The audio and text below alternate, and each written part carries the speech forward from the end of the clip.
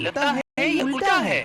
चलो हम सीधा करके देखते हैं। फिर लालटू और सोमू उस अज्ञात चीज को देखने के लिए आगे जाता है। फिर उस अज्ञात चीज को सीधा करते ही वो देखते हैं इन दिनों काफी गर्मी है, बारिश की भी कोई संभावना नहीं है और इस गर्मी में से डुबकी लगा के नहाने का मजा ही कुछ और है। इस जंगल के किनारे दामोदर नदी के ठंडे पानी में अजमान भर के नहाऊंगा। ये कहते हुए बलाई जंगल के रास्तों से दामोदर नदी के किनारे एक पुरानी घाट पर आके पहुंचा।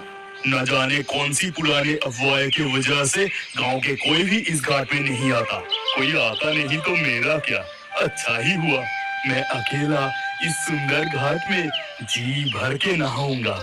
इतना कहकर बलाई दामोदर के ठंडे पानी में डुबकी लगाकर नहाने लगा। 2-4 बार डुबकी लगाने के बाद अचानक वो बहुत डर गया।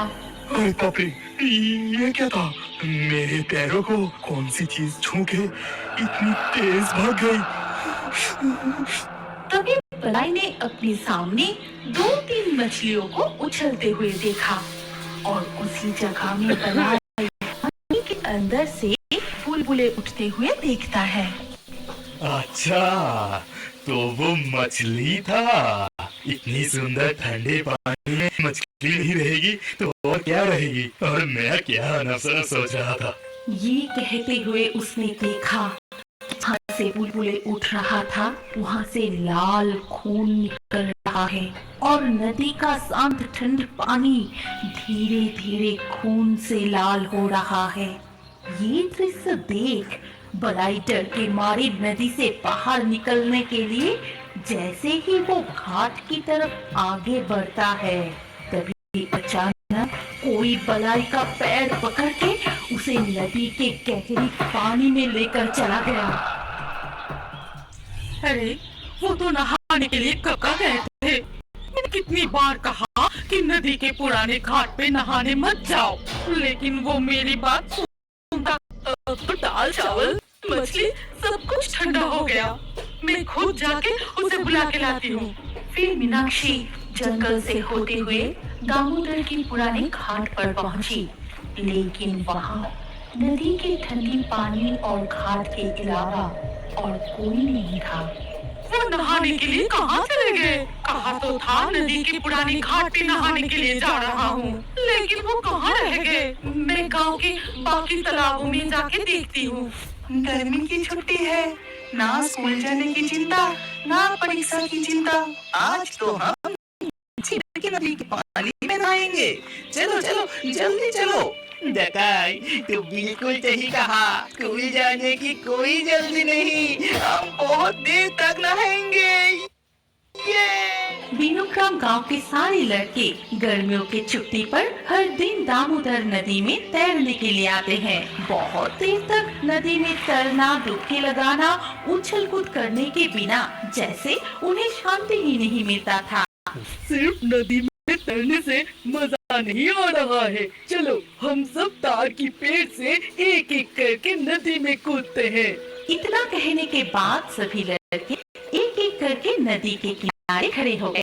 पहले डकाई तार के पेड़ से नदी में छलांग लगाता है, फिर एक एक करके लालटू, सोमू नदी में उतरते हैं और तैरने लगते हैं। फिर बहुत देर तक तैरने के बाद अचानक डकाई को दूर में कुछ दिखाई दिया।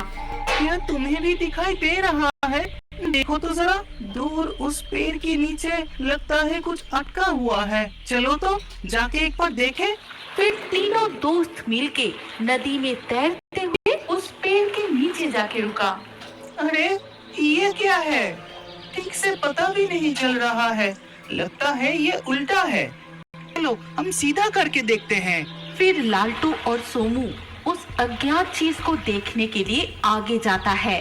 फिर उस अज्ञात चीज को सीधा करते ही वो देखते हैं कि एक मृत मानव का शरीर, और ये देख वो तीनों घबरा गए क्योंकि शरीर के अलग अलग हिस्से को कोई खा चुका था।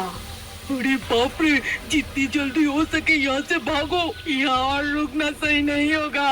ये तो नदी में बहते हुए आया एक ये देख, वो तीनों नदी से बाहर निकल के सीधा गांव की ओर रोते हुए भागने लगे। तब घेंटू मछुआरे उन्हें इस तरह से रोते देख पूछता है कि अरे तुम सबको क्या हो गया? तुम सब रोते हुए इस तरह से भाग क्यों रहे हो? चाचा, नदी किनारे एक पेड़ के नीचे एक मुर्दा आदमी अटके हुए हैं। ये क्या बोल रहे हो? अच्छा ठीक है, तुम सब घर जाओ, मैं देखता हूँ। इसके बाद घेंटू मछुआरा गांव के कुछ लोगों के साथ नदी किनारे उस पेड़ के पास जाके रुका।